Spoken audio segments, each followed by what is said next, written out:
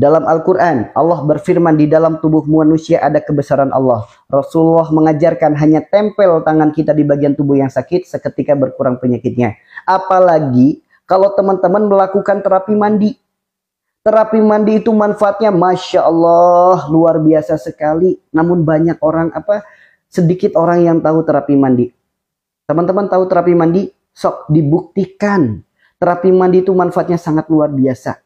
Yang pertama, manfaat dari terapi mandi, Allah keluarkan segala yang kotor, segala yang buruk, segala yang tidak baik, segala yang mengganggu, segala asbab sakit, segala penyakit, bahkan segala gangguan goib. Itu keluar teman-teman.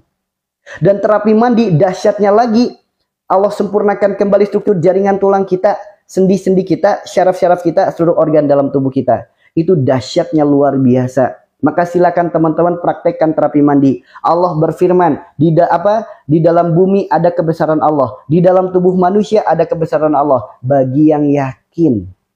Makanya silakan bagi teman-teman yang yakin lakukan terapi mandi. Manfaatnya sangat luar biasa sekali.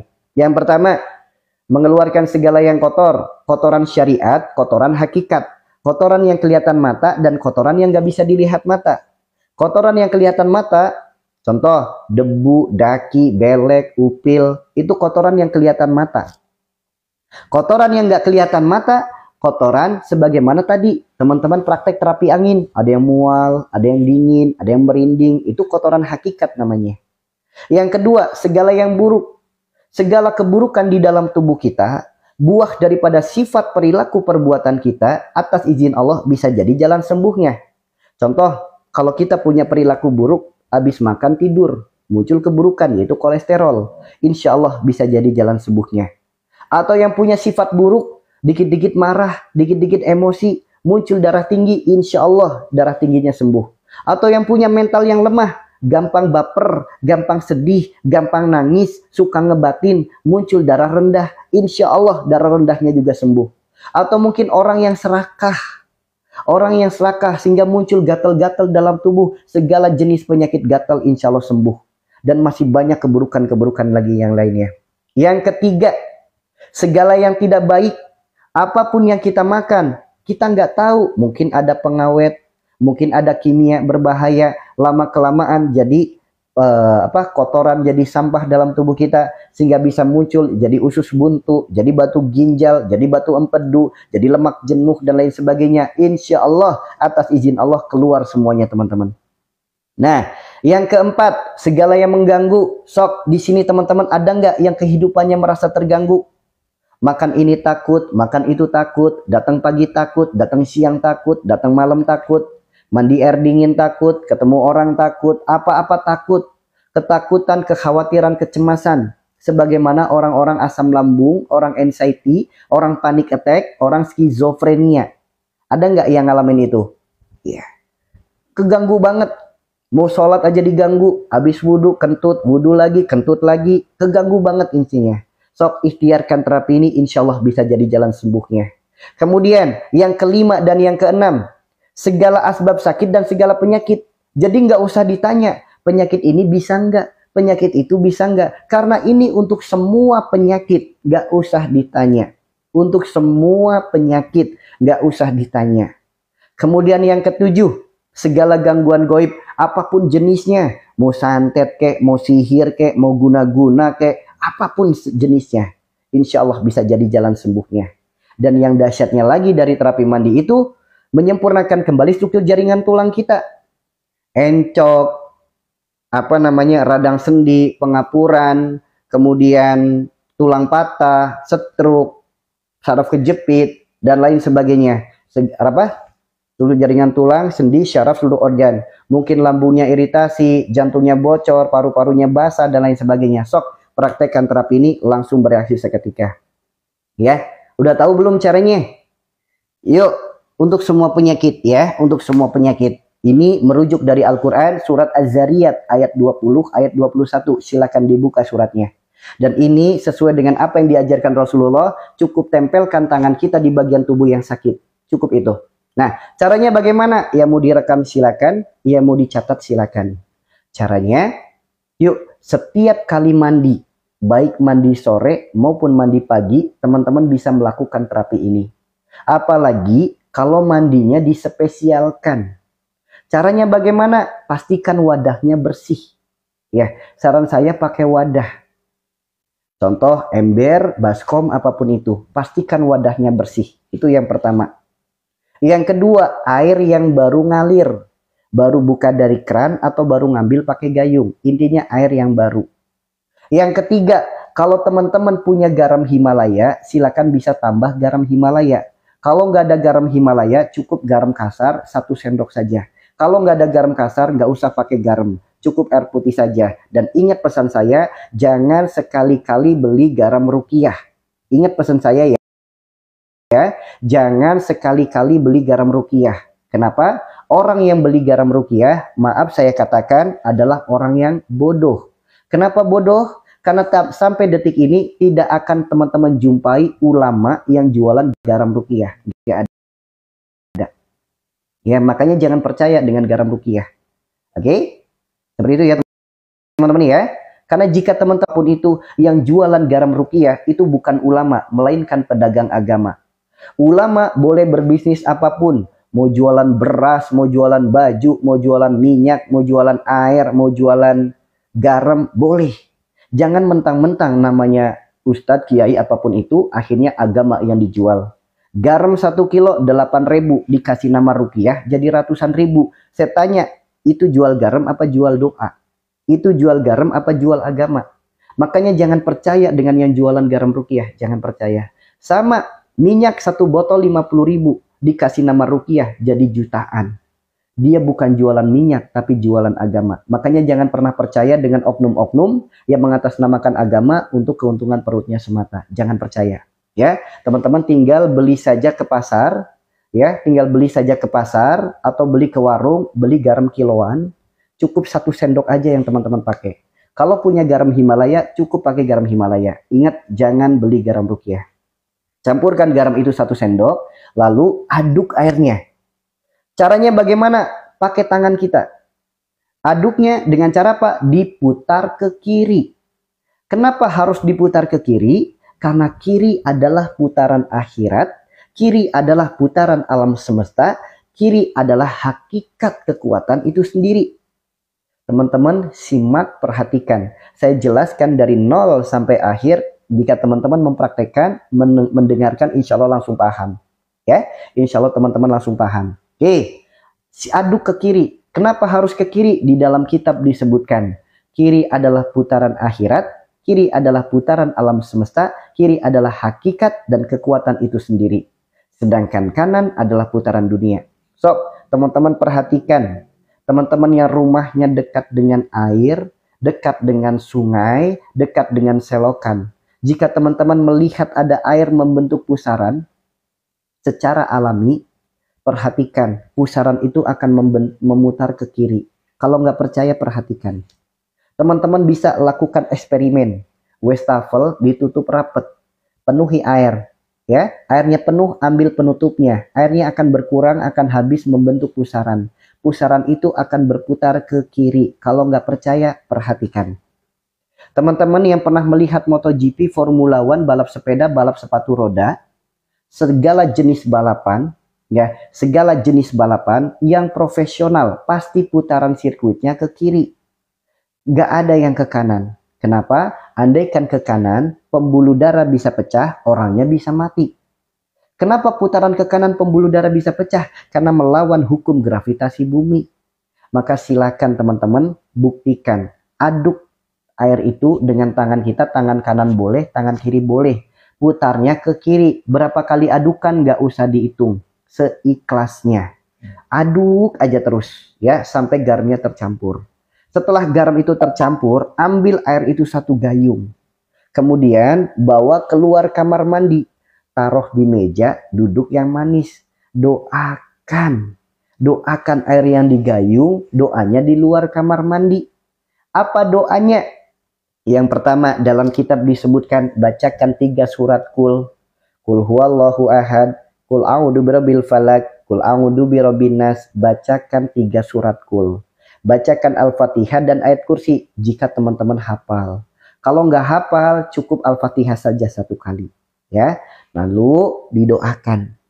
Ya Allah, hamba memohon kepadamu, jadikan air ini jalan sehat, jalan sembuh segala penyakit-penyakit hamba.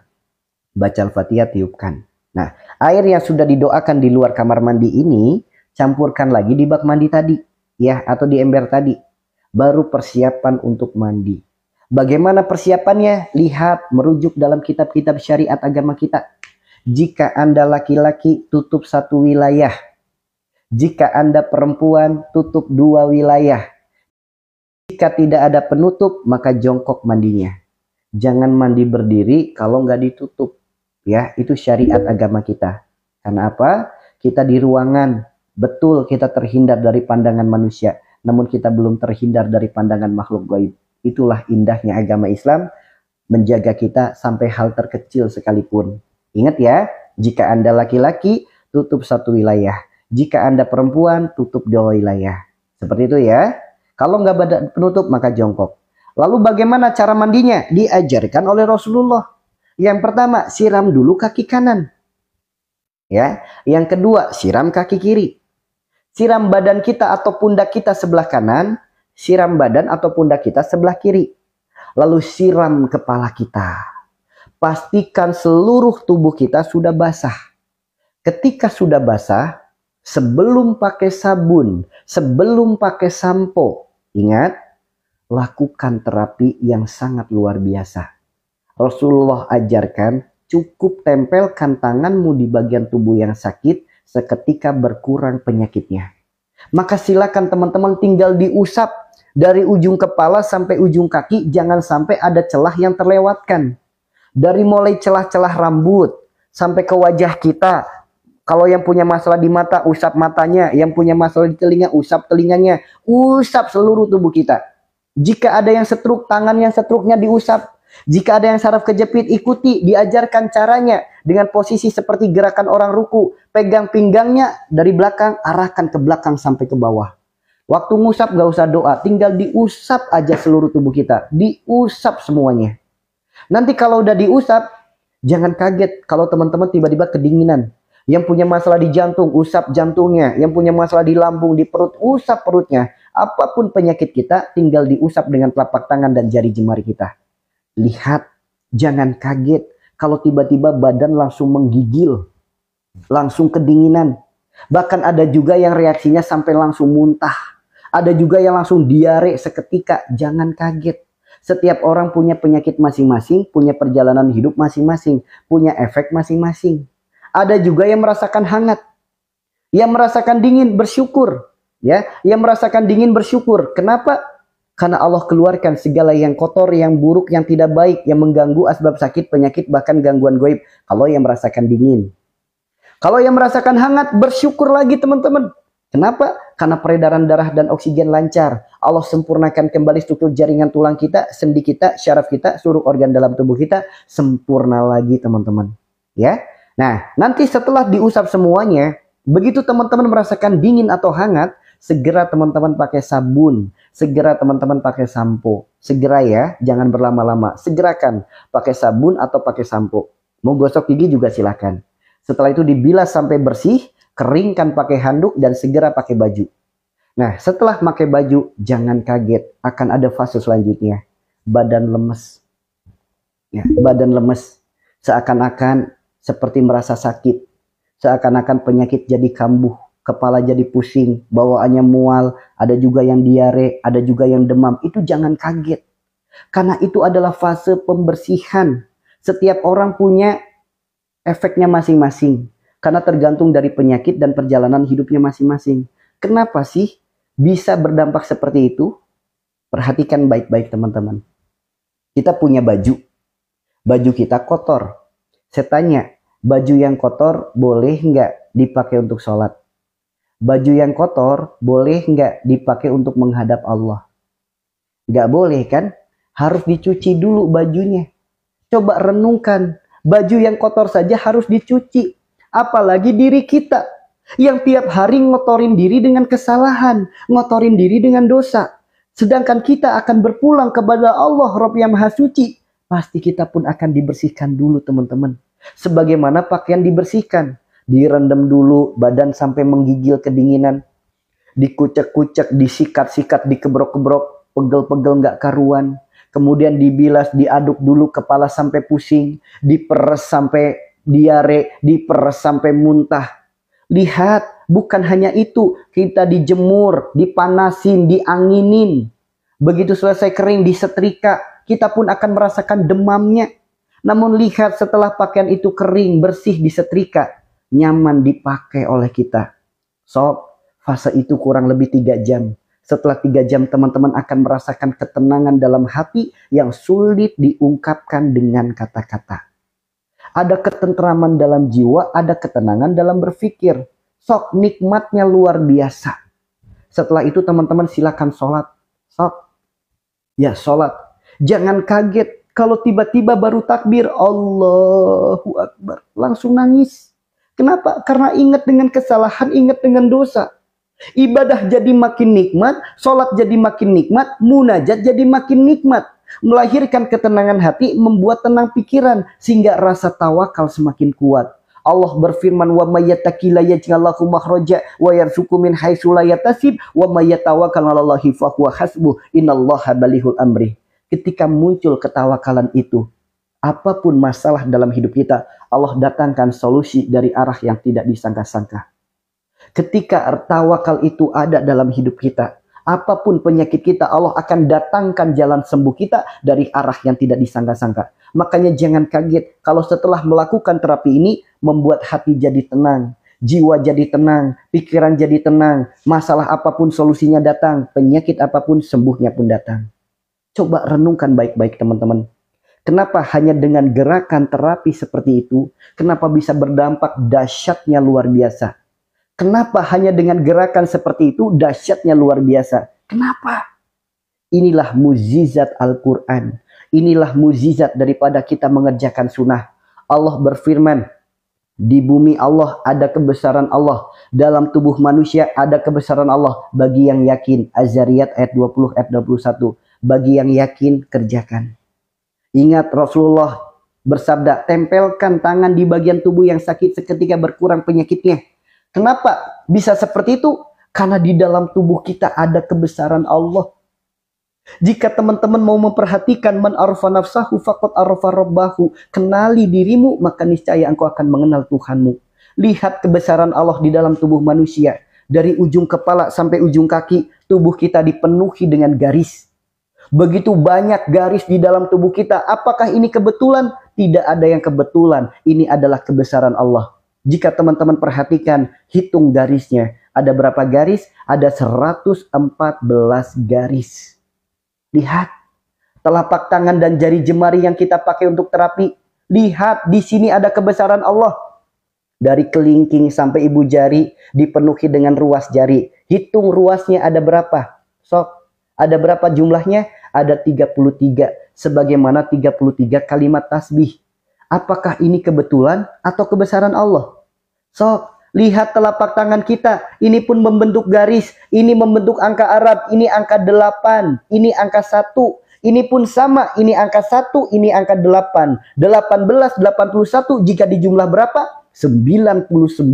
Sebagaimana 99 Asmaul Husna. Kebetulan atau kebesaran Allah? Perhatikan baik-baik. Jari jemari kita yang kita pakai terapi jumlahnya ada 5.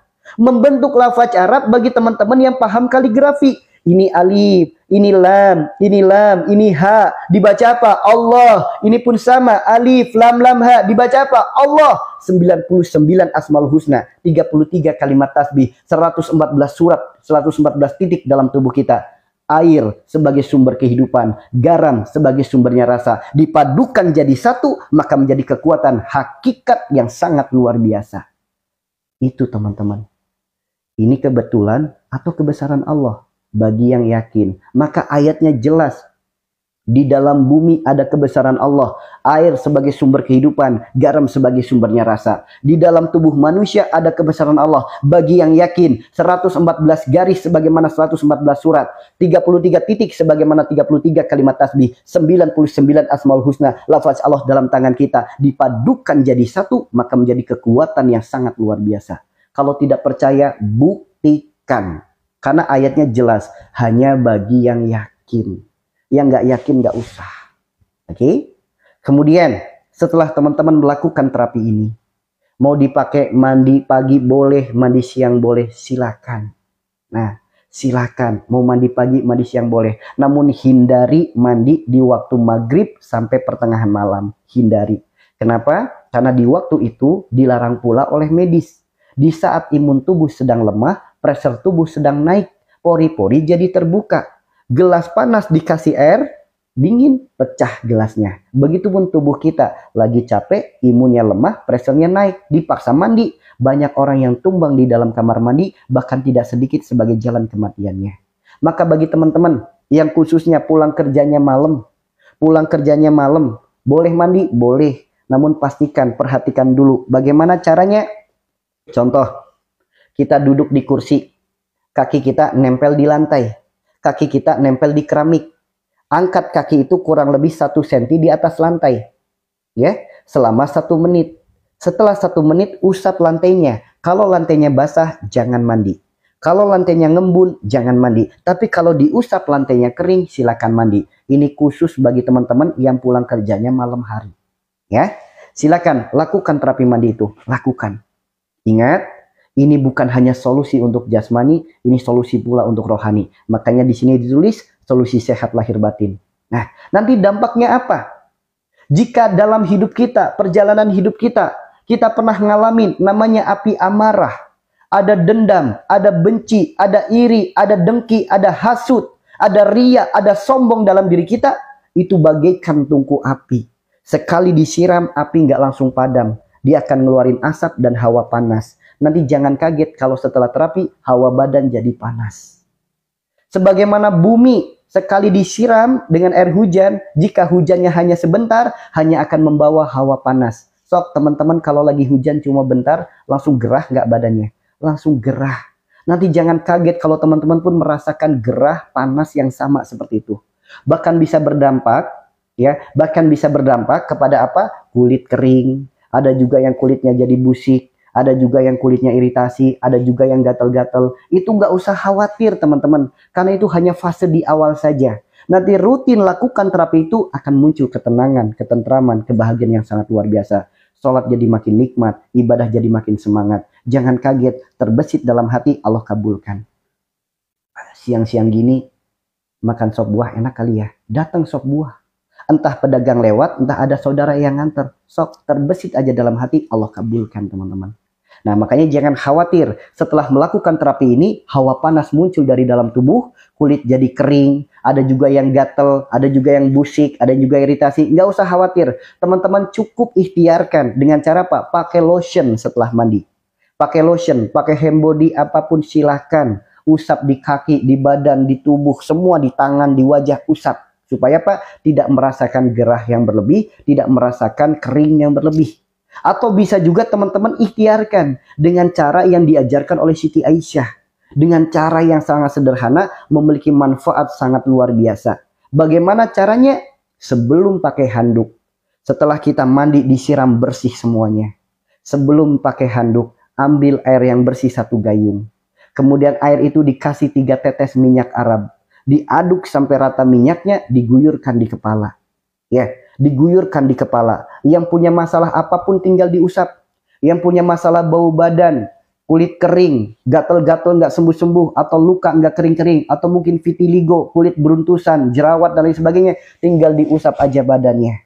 Yang punya masalah jerawat, flek hitam, komedo, tinggal diusap wajahnya. Yang punya masalah rambut rontok, ketombek kutu rambut, tinggal dipijat-pijat rambutnya.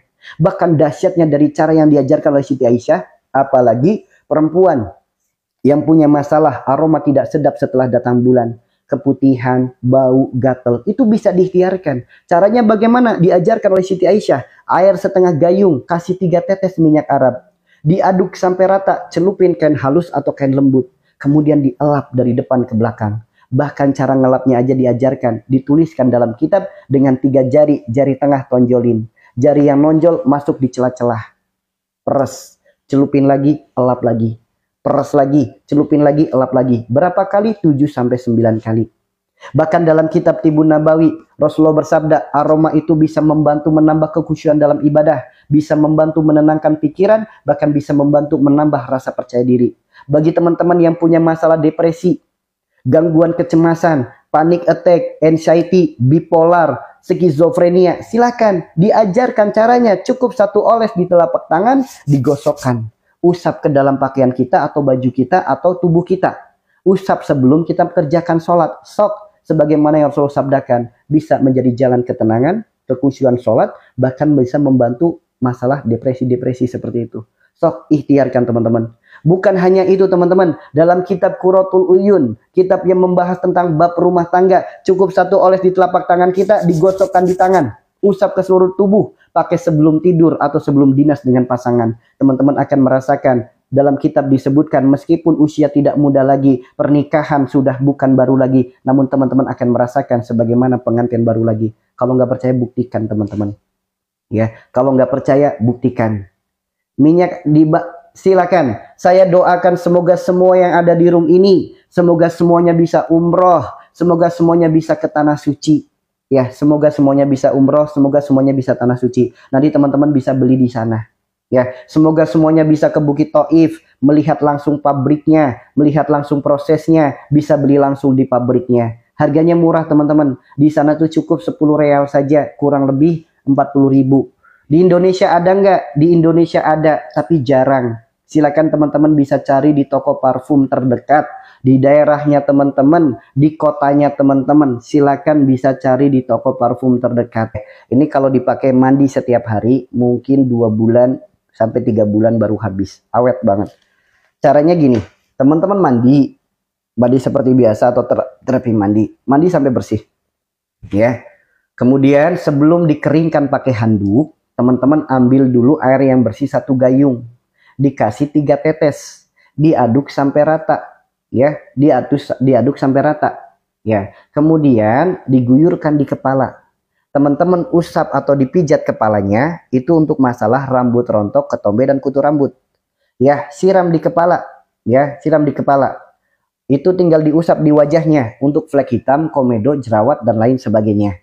Atau siram di kepala, usap ke badan kita.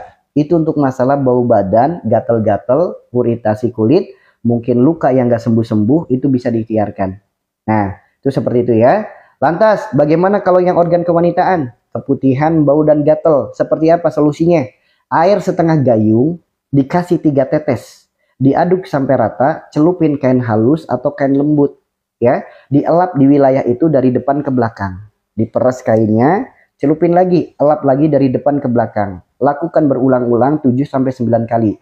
Kalau airnya masih ada, silakan untuk ngebasuh di wilayah itu, sebagaimana teman-teman ngebasuh setelah buang air kecil. Nah, kemudian kalau untuk sholat itu cukup 1 oles aja di telapak tangan, digosok, tinggal arahkan ke pakaian.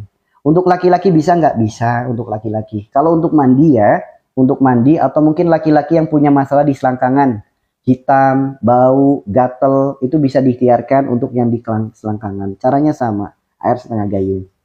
Itu seperti itu, ya.